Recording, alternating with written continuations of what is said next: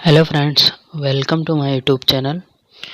आज के अपने वीडियो का टॉपिक है पीजीआर, प्लांट ग्रोथ रेगुलेटर्स, जिन्हें हम पादप हार्मोन भी कहते हैं, पादप वृद्धि नियंत्रक भी कहते हैं। और थिमेन ने सन 1948 में इसे फाइटो हार्मोन शब्द नाम दिया। इन्हें पादप हार्मोन, पादप वृद्धि नियंत्रक, फाइटो हार्मोन एक ही चीज़ है सारे। और फ्रेंड्स, आपके जेट के एग्ज़ाम लगभग सितंबर लास्ट या अक्टूबर फर्स्ट वीक में है, तो अपनी तैयारी को थोड़ा बढ़ा दें और अच्छे से तैयारी करें।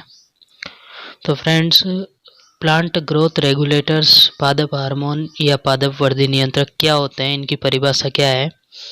तो यह वे कार्बनिक पदार्थ होते हैं जिनका निर्माण पौधे में प्राकृतिक रूप से होता है। इन पदार्थों का निर्माण पौधे के एक भाग में होता है। ये एक भाग में निर्मित होकर अन्य भागों में स्थानांतरित हो जाते हैं और इनकी बहुत कम मात्रा वृद्धि को प्रभावित करती है। ऐसे कार्बनिक पदार्थों को हम पादप हार्मोन कहते हैं। पादप हार्मोन कौन कौन से हैं? तो auxin, gibberellin, cytokinin, ethylene, abscisic अम्ल, ये सारे पादप हार्मोन है। इनको दो कैटेगरी में डिवाइड किया गया है। एक तो वह हार्मोन जो पौधे की वृद्धि को बढ़ाते हैं, तो उनमें वृद्धि प्रवर्धक में कौन कौन से हैं? ऑक्सिन, जिब्रेलिन, साइटोकाइनिन और इथाइलिन। और वृद्धि संदमक जो वृद्धि को रोकते हैं, उसमें आता है एब्सिसिक अम्ल। पहला पादप हार्मोन है हमारे पास ऑक्सिन। ऑक्सिन शब्द की उत्पत्ति ग्रीक शब्द AUXEIN ऑक्सिन से हुई है, जिसका अर्थ क्या होता है? टू ग्रो, मतलब बढ़ना या वृद्धि करना। ऑक्सिन नाम किसने दिया? तो कई किताबों में FW वेंट है, कई में कोगल है। तो FW वेंट ने तो इसके बारे में जानकारी दी थी, प्रयोगों के द्वारा इसके कार्य को बताया था, और वास्तविक नामकरण कोगल ने किया था ऑक्सिन ए नाम से। तो वो डिपेंड करेगा ऑप्शन पर कि एग्ज़ाम में ऑप्शन क्या दिए हुए हैं। दोनों है तो कोगल पर टिक करें, क्योंकि कोगल ने इसका वास्तविक नामकरण किया है। ऑक्सिन दो तरीके के हो सकते हैं, प्राकृतिक ऑक्सिन हो सकते हैं, कृत्रिम ऑक्सिन हो सकते हैं। प्राकृतिक ऑक्सिन जो पौधे के अंदर प्राकृतिक रूप से निर्मित होते हैं, और कृत्रिम ऑक्सिन जो लैब में तैयार किए जाते हैं या कृत्रिम रूप से बनाए जाते हैं, जिनका प्रभाव प्राकृतिक ऑक्सिन की तरह होता है। तो प्राकृतिक ऑक्सिन एक ही है, IAA, इसकी full form indole 3 acetic acid. हमारे पास कुछ कृत्रिम ऑक्सिन के उदाहरण भी हैं, तो उनमें IBA indole 3 butyric acid, NAA दो बार लिखा हुआ है, एक बार अल्फा नेप्थेलिन एसिटिक एसिड और सेकंड टाइम लिखा हुआ है बीटा नेप्थेलिन एसिटिक एसिड। इनके फुल फॉर्म अच्छे से याद कर लेना, क्योंकि कई बार फुल फॉर्म पूछी जाती है। कई बार आपको उदाहरण देके ये भी पूछा जा सकता है कि ये प्राकृतिक ऑक्सिन है या कृत्रिम ऑक्सिन है। तो सीधा सा है, प्राकृतिक ऑक्सिन में केवल एक ही है, IAA indole 3 acetic acid. Next कृत्रिम ऑक्सिन में है 2,4-D, जिसकी फुल फॉर्म है two four dichlorophenoxy acetic acid. 2,4,5-T 2,4,5 trichlorophenoxy acetic acid. Next है IPA इंडोल 3 प्रोपियोनिक अम्ल। नेक्स्ट है PAA phenyl acetic acid. Auxin के कार्यकीय प्रभाव क्या है, या ये पौधे के ऊपर क्या क्या प्रभाव डालता है? तो सबसे पहला प्रभाव है शीर्षस्थ प्रभाविता। शीर्षस्थ प्रभाविता क्या होती है? शीर्षस्थ कलिका की उपस्थिति में पार्श्व व कक्षस्थ कलिकाओं की वृद्धि प्रभावित होती है, इसे शीर्षस्थ प्रभाविता कहते हैं। तो जो प्लांट होता है, जो पौधा होता है, उसमें जब तक ऊपर की कलिका, सबसे ऊपर की कलिका उपस्थित होती है, तब तक उसके जो साइड वाली कलिकाएं होती है, उनकी वृद्धि कम होती है। ऊपर वाली कलिका की वृद्धि ज़्यादा होती है, जिसे हम शीर्षस्थ कलिका कहते हैं, और जो साइड वाली कलिकाएं, पार्श्व और कक्षस्थ कलिकाएं, उनकी वृद्धि कम होती है। तो इस प्रभाव को बोला जाता है शीर्षस्थ प्रभाविता। आपने ये नॉर्मल देखा होगा कि पौधे के अंदर यदि ऊपर वाली कलिका को हटा दिया जाता है, तब वो प्लांट नीचे से अपनी वृद्धि करना चालू करता है। जो साइड वाली उसकी ब्रांच होती है, पार्श्व कलिकाएं, उनके अंदर वृद्धि होने लगती है। तो जब तक शीर्षस्थ कलिका पौधे में उपस्थित है तो पौधा ऊपर से वृद्धि ज़्यादा करता है, इसे हम शीर्षस्थ प्रभाविता कहते हैं। नेक्स्ट है इसका मूल आरंभीकरण। तो ऑक्सिन पौधों के अंदर, मूल का मतलब जड़ निर्माण को प्रेरित करता है। तो इसमें ऑक्सिन के अंदर जो कृत्रिम हार्मोन है IBA, उसका सबसे ज़्यादा प्रयोग होता है जड़ निर्माण के लिए। तो IBA, इसका व्यापारिक नाम क्या है? इसका व्यापारिक नाम है रूटेक्स या सेरोडेक्स। मतलब बाजार के अंदर ये आपको रूटेक्स या सेरोडेक्स के नाम से मिल जाएगा। कलम जो लगाई जाती है तने की हो सकती है, जड़ की हो सकती है या पत्ती की हो सकती है, तो उसके अंदर जड़ों को उत्पन्न करने के लिए IBA के 1000 से 2500 ppm के घोल का प्रयोग किया जाता है। अच्छे से याद कर लेना, IBA जड़ निर्माण के लिए काम में आता है और कलम के अंदर जड़ों के फूटान के लिए इसका प्रयोग करते हैं।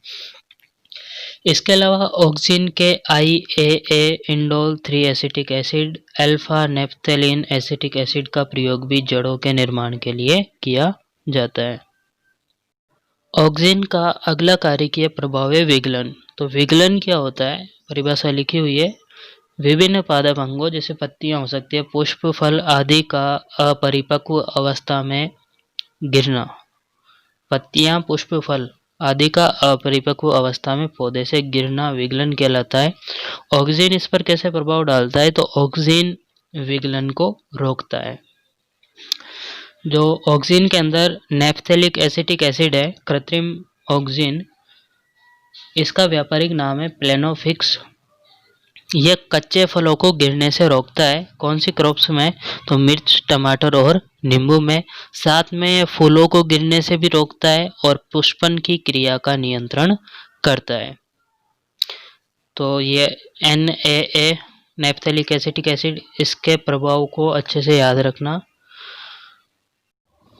नेक्स्ट आपके ऑक्सिन के कुछ उपयोग लिखे हुए हैं, यहाँ से भी कई बार क्वेश्चन पूछ लिया जाता है। तो पहला उपयोग, गुलाब, गन्ना, बोगनविलिया, आम, शकरकंद आदि के अंदर जड़ निर्माण में ऑक्सिन हार्मोन का प्रयोग किया जाता है। ये आगे बता दिया था।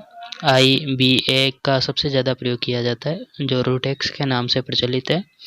नेक्स्ट, जूट के बीजों के अंकुरण में NAA, नेप्थेलिक एसिटिक एसिड और IBA का प्रयोग किया जाता है। जो सनई होती है उसके बीजांकुरण में 2,4,5T का प्रयोग किया जाता है। ऑक्सिन पौधों के अंदर मादा पुष्पों के निर्माण को भी प्रेरित करता है। लीची और पाइनएप्पल के अंदर पुष्पन, जो फ्लावरिंग है, पुष्पन की क्रिया को बढ़ाने के लिए 2,4-D और NAA का प्रयोग करते हैं। नेक्स्ट है कपास। कपास के अंदर जो बोल होता है जिसके अंदर रुई निकलती है, उनकी संख्या को बढ़ाने के लिए NAA और IBA का प्रयोग किया जाता है।